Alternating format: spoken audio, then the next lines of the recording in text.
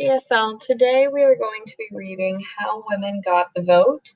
So this is an informational text of 3 chapters that was written by Carol Domblesky. So let's go ahead and get started.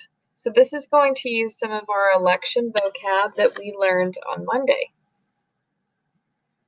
So there are 3 chapters. The first chapter is Changes in the Air. Chapter 2 is entitled Struggling On. Chapter 3 is called Getting Closer to Success. Let's go ahead and read the first 2 chapters. So it says, Introduction. The struggle to win the vote for American women began in the early 1800s. Most people then, both men and women, believed that a woman's place was in the home. Most women saw their main job as being a good wife and mother. So here in this picture, you can see a wife doing the household chores, and then a husband, he has a hammer or an axe pick here, so he's taking care of the outside jobs. Okay, so being a wife and mother was a hard job. A typical family had 5 children. Women kept house without the help of any men. Many also worked on the farm alongside their husbands.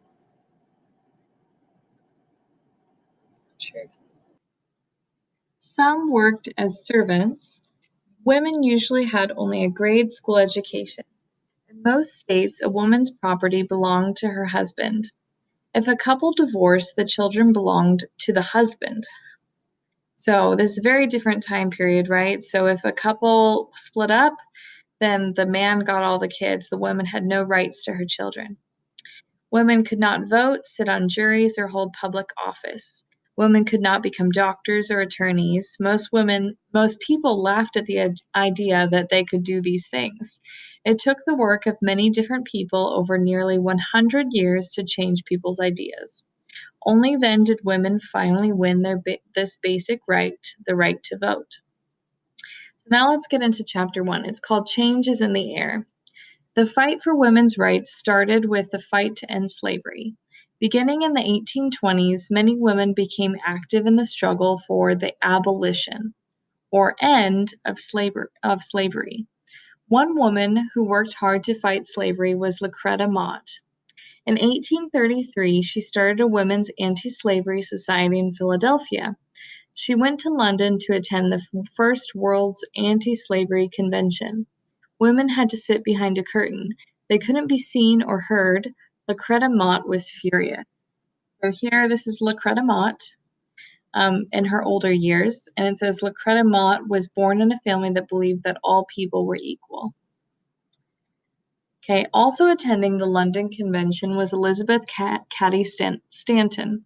She too was angry at the limited role that women were allowed.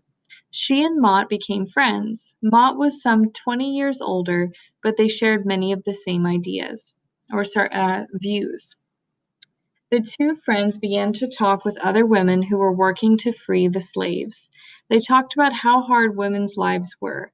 They talked about the need to make changes. They talked about how they might work together to fight for their own rights.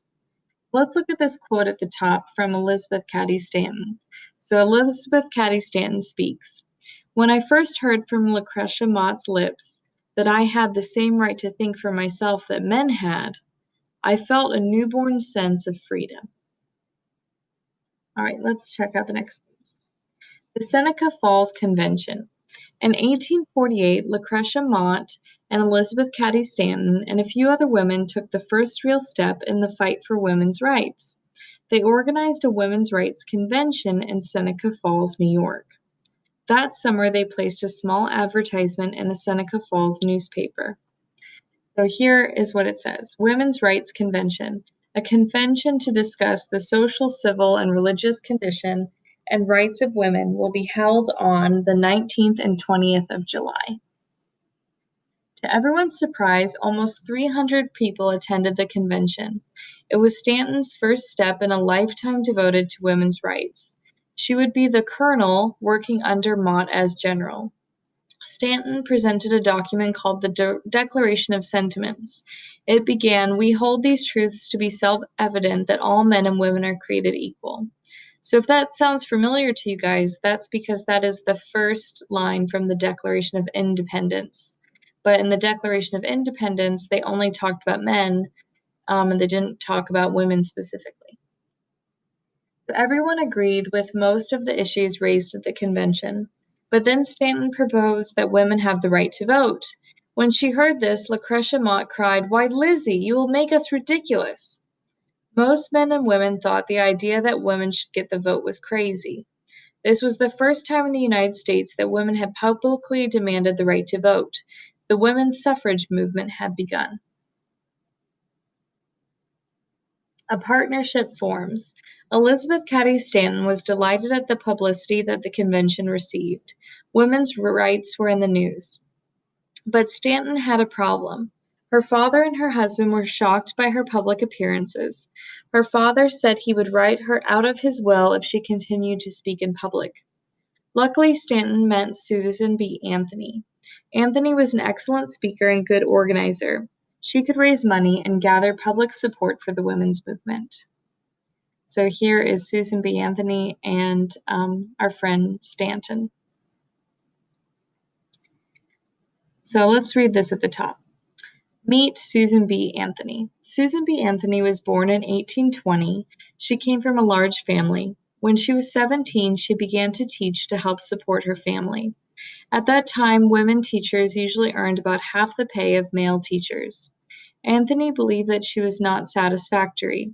She fought for equal pay for women teachers. She also fought for college training for girls. She began to organize events to fight for her causes. She trained other women to help her. When she met Elizabeth Cady Stanton, Anthony was quickly convinced to join in the fight for women's rights. Anthony voted illegally in the 1872 national election. She was arrested, went to trial, and was ordered to pay a fine. She refused. Newspapers carried the story. Other women followed her example. Anthony continued her fight for women's rights until a week before her death at the age of 86.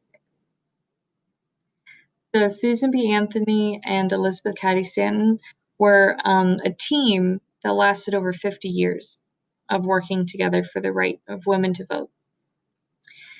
Okay, let's look at Chapter 2. Chapter 2, Struggling On. The issue of slavery had divided the North and South for many years. In 1861, the Civil War began. During the war, women were too busy to continue their fight for women's rights. Some nursed soldiers, others ran farms and businesses. When the war ended in 1865, women wanted to turn back the fight for women's rights. Great changes took place after the Civil War. In 1865, the United States adopted a new amendment, or change, to the Constitution, the 13th Amendment, that ended slavery. Then in 1867, the 14th Amendment was proposed.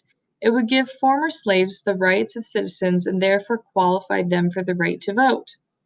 But it said only males were citizens. Stanton and Anthony wanted the word male taken out of the amendment. As Stanton said, if that word male be inserted, it will take us a century at least to get it out. The amendment with male still in it passed anyway in 1868. So here, this is a little excerpt that explains what is an amendment to the Constitution. So let's read it. So ratifying or approving an amendment to the Constitution takes two steps. First, the amendment must be approved by 2/3 of both the House of Representatives and the Senate. After that, 3/4 of the states must also approve the amendment. All right, two views. So 2 years later, the 15th Amendment was proposed. This amendment would protect the voting rights of African Americans. It said that the right to vote would not be based on race or color. It said nothing about women. Women fighting for the right to vote found themselves with a hard decision to make. Most of them had also been active in the anti-slavery movement. Now they had to decide which group should come first, African Americans or women. Some women believed that African American men should get voting rights first. Others did not want women to postpone getting the vote. In 1869, women suffragists had split into two angry groups. The 15th Amendment became law in 1870. The conflict over the amendment split the women's rights movement for many years. The two groups of suffragists disagreed about something else. One group wanted to win the vote for women state by state. Each state could decide whether women could vote within that state. These women worked hard within each state to get women the right to vote. It was a slow process. Wyoming was the first state to give women the vote in 1869. By 1900, only 4 states had given women the vote. So oh my goodness, you guys, that's 31 years, only 4 states had given women the right to vote. The other group thought the way to win the vote for women was through a constitutional amendment. They worked to convince the legislature to take up their cause. In 1878, they persuaded a Californian senator to introduce a constitutional amendment for women's suffrage. Congress did not pass it. The amendment became known as the Susan B. Anthony Amendment. It was submitted and turned down every year for the next 41 years. So suffragist speakers, if they went to speak in public, they were often booed by their male audiences. So today we're going to stop right there, and tomorrow we'll pick up with chapter 3 to find out what happened to women who tried to get the right to vote. Bye, guys.